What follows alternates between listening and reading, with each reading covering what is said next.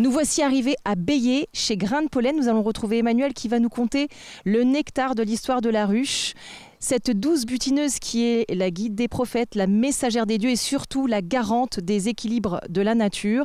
Je vous propose d'aller voir en ces temps modernes où elle est en voie de disparition, comment prendre soin d'elle. Allez, on y va.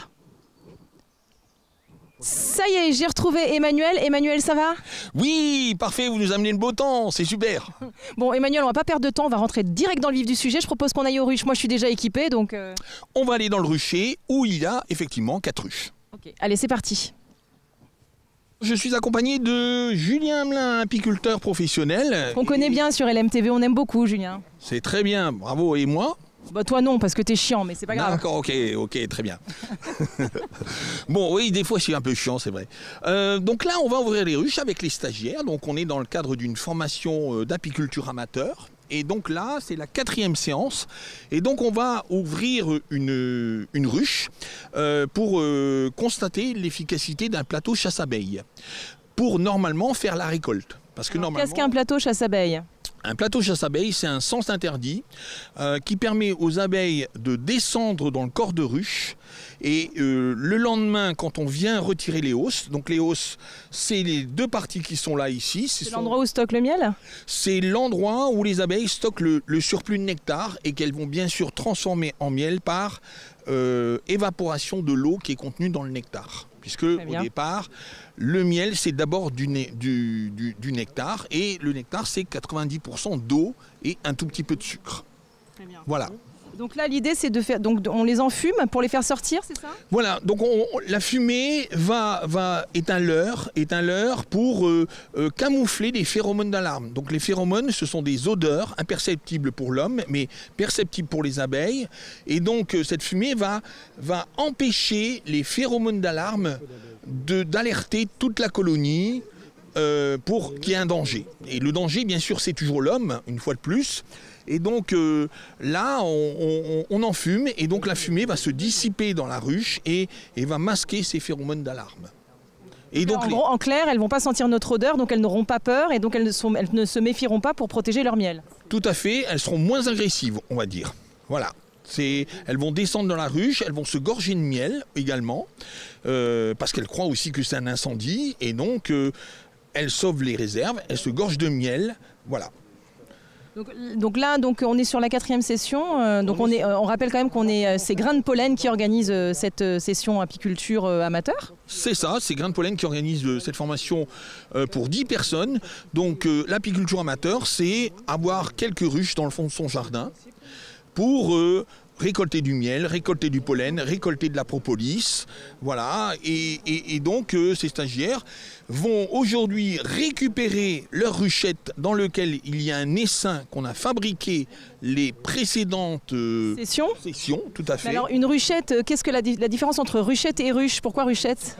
Alors une ruchette, c'est une petite ruche qui permet donc de recueillir un essaim ou quand on achète un essaim, on le met de préférence dans une ruchette. C'est une question de place. C'est-à-dire qu'une ruchette, c'est un plus petit volume d'air et donc les abeilles vont avoir moins d'espace d'air à réchauffer. Parce qu'un essaim, au départ, il est petit. C'est une petite colonie. Et donc une petite colonie, c'est-à-dire ça représente combien d'abeilles à peu près? Entre 5000 et 7000 abeilles, à peu près ouvrières. Et donc la ruchette, c'est fait pour que les abeilles se reproduisent Oui, disons qu'on va pouvoir, dans une ruchette, mettre un essaim, faire une division également. Voilà, une division. Une division, mais encore? Eh bien, c'est-à-dire on divise la ruche en 2 et donc il y a une partie de la ruche qui va aller dans la ruchette et là, elles vont fabriquer une nouvelle reine à partir des œufs que la reine vient de pondre. Voilà. En fait, tout est question d'un œuf qui est nourri ou non avec de la gelée royale ou pas. Donc du coup, quand on veut commencer à faire des ruches, il faut commencer par une ruchette quand on est amateur. Et ensuite donc, le processus, c'est quoi? Au bout de combien de temps on peut se rendre compte si la ruchette est prête à être basculée dans une ruche? Eh bien, disons que si déjà il y a de la population sur les 5 cadres, s'il y a de la ponte sur les 5 cadres d'une ruchette, eh bien c'est bon, on peut le transférer dans une ruche. Alors là, on est habillé, évidemment, on est protégé de la tête aux pieds pour éviter les piqûres. Donc voilà, donc il y a un matériel quand même qui est évidemment nécessaire et même obligatoire, je dirais. Bien sûr, il y a le voile. Le voile, donc, c'est uniquement pour protéger la tête. Et puis après, on a la vareuse. Et puis après, on a la combinaison. Comme moi, j'ai une vareuse et toi, tu as une combinaison. Voilà, toute une question de coût. Hein. L'apiculture, ça a un coût. Un essaim, aujourd'hui, c'est 180 €. Une ruche vide, c'est 100 €. Et tout ça, c'est un budget. Une ruchette aussi, c'est le même prix qu'une ruche ou c'est un petit peu moins cher? Non, c'est un petit peu moins cher. On est aux alentours de 70-75 € vide, hein, bien sûr. Hein. Une ruchette de 5 cadres.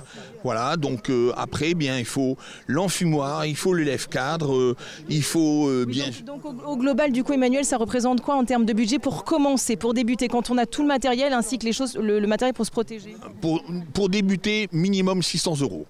D'accord. Minimum 600 €. Parce que 2 essaims, voilà, on va être aux alentours de 3600 €. 2 ruches, donc 200 €. Voilà, et puis après, le matériel, eh bien, en fait, voilà, ça va être, on peut avoir une vareuse pour 75 €, on va dire, quoi. Ça tient chaud tout ça. Alors, mais du coup, si on va acheter donc des ruches ou des ruchettes ainsi que tout le matériel, on trouve ça où?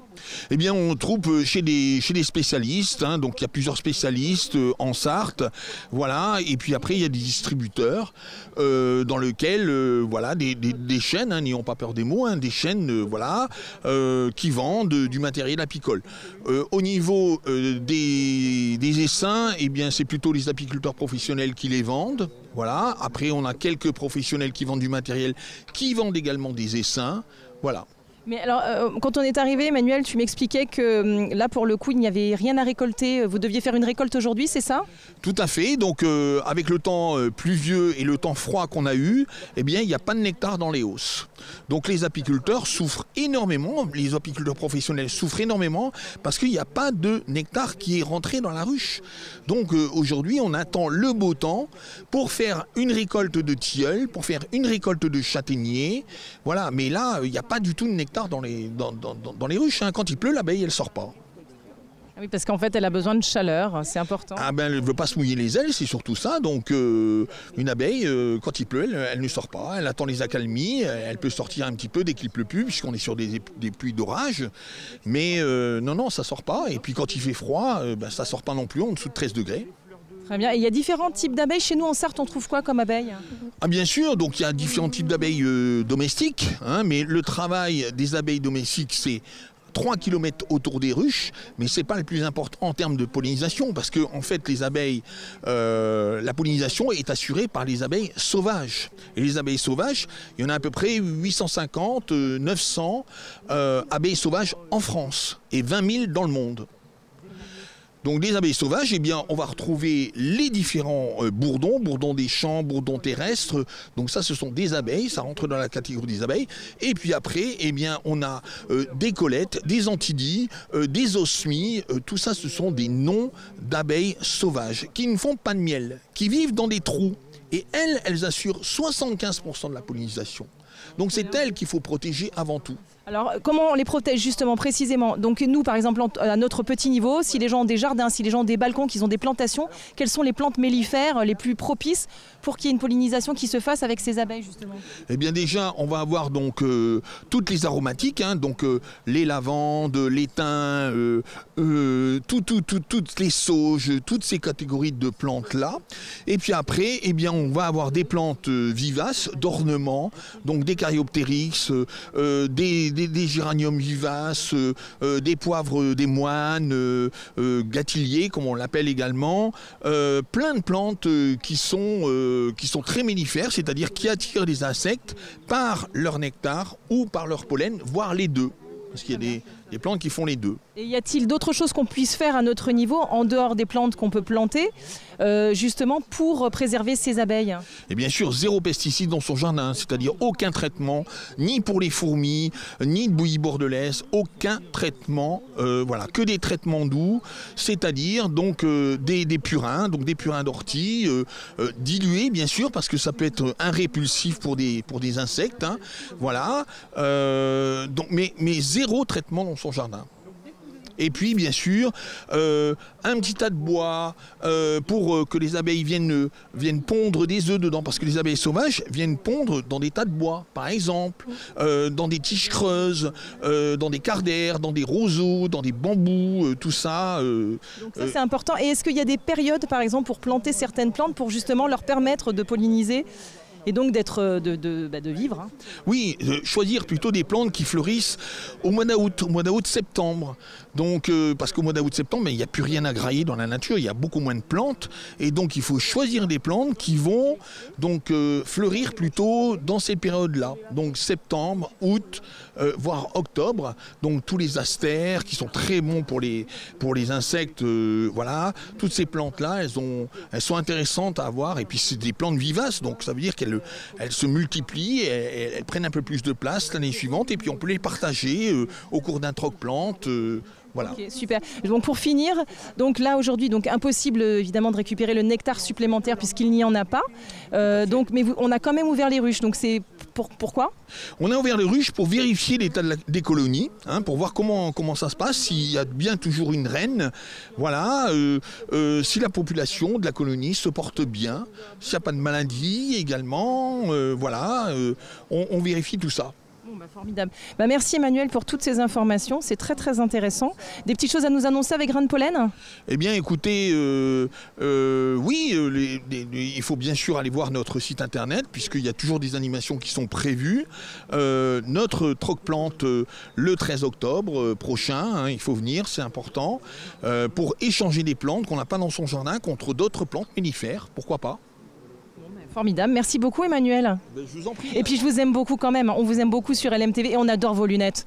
Ah ben oui, mais c'est des lunettes de chez Morel, donc c'est encore une fois, c'est pas une chaîne. Bon, et évidemment, on garde Emmanuel avec nous pour la fin. L'émission est déjà terminée, mais on se retrouve la semaine prochaine pour de nouvelles aventures. En attendant, je vous souhaite de prendre bien soin de vous, de bien finir la semaine. Et puis voilà, je vous embrasse.